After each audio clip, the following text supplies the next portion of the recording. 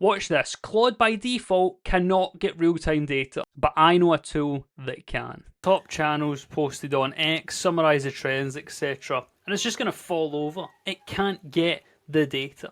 And there it is. So literally for the stock price, it's got yesterday's price. And then as for the Twitter/X research, look at the number of tools it's having to use. So for top AI coding channels, it thought that it was going to look up Anthropic, Cursor, etc. And then here you can even see how out of date a bunch of this information is.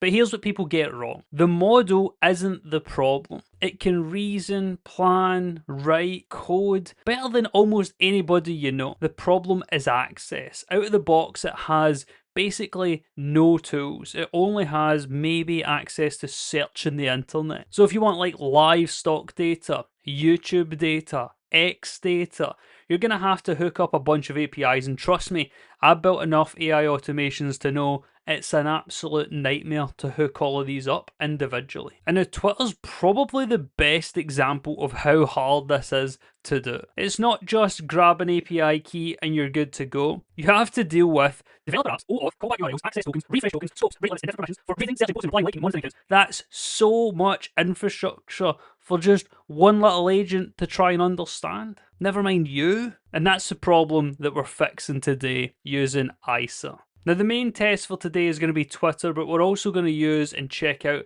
their financial data API to show you just how simple it is to get this real-time data. And quick disclosure, AIsa are sponsoring this video, but everything you're about to see, just like every other video, is a real live screen recording of me using the product, and you know what, I'm going to be honest. So let's get into it. So first things first, what is AIsa? Well, it's a single API key that enables your agent access to literally anything. As you can see here, one key, every capability. We'll sign up, get your API key, and then you can just integrate it and it's ready to go. For example, we have a model gateway, and inside here it has 11 providers for 91 models. As you can see, we have Opus, DeepSeek, GPT, Kimi, Qwen, etc. We also have this API endpoint so that we can chat, we can get Twitter.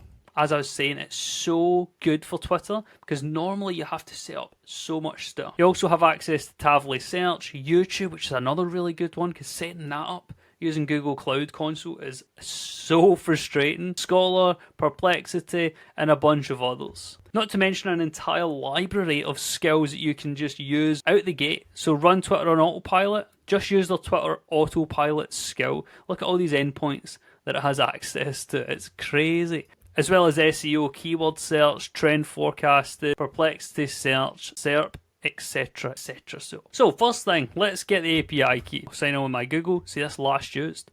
This is honestly the most genius sign-in thing of all time. So inside of here, we're going to create a new API key. So we can go on the left to API keys, plus new API key. Then you can give it a name. So we'll leave it as default, unlimited balance. You can cap this. And remember your API key, do not share it with anyone. It's private just for you. You can limit as well the allowed models if you want to, but we're just going to leave this as is. Create the key, and then, boom, we've got it. So now we can either view it or copy it. We're just going to copy it. So to get this inside of Claude now, just copy this prompt, head on over to Claude, paste it in, and then now I'm going to say at the end of it, I have an API key. Create, if you don't have this, or just open it, a .env file. So I can give you my API key, send that in.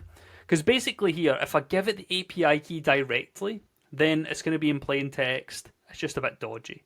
Whereas a .env is like the production, corporate, enterprise grade way of having and storing and using API keys. Basically, it saves it in like a kind of hidden file on your computer. So sure, it's still on your computer, but it's not in plain text anywhere. So if we head back on over, we'll come and copy our API key. So we'll pop this open, and inside where it says AISA underscore API underscore key, you want to paste that in here and save it. Then if we head back over to Claude, we can see what it's telling us we have access to. So based on the documentation, and now that we've got our API key inside our system, it can now do this. So it can use GPT, so ChatGPT, Grok, DeepSeek, Qwen, etc., and other models for chat.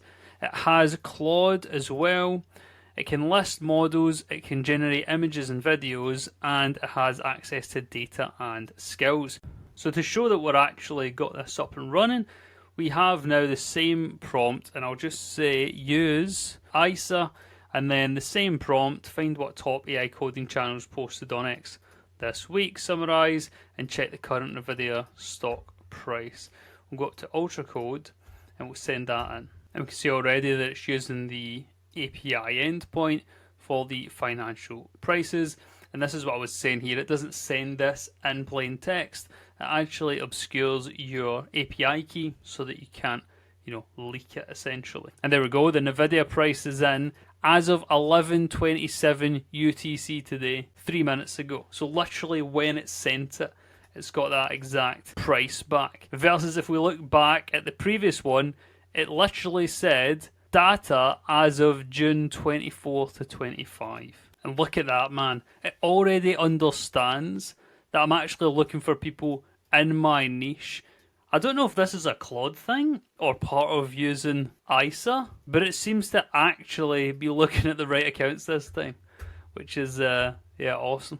So there we go. So it has now 3 different things from Twitter. Tag an agent like a teammate. Story of the week from Claude Tag. Yes. GLM 5.2 is like ChatGPT moment for local AI. Yes. So these are trends that I've already noticed this week, like legit trends.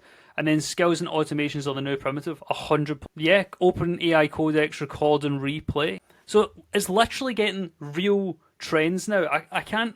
It's hard sometimes to convey in these types of videos when something's legit.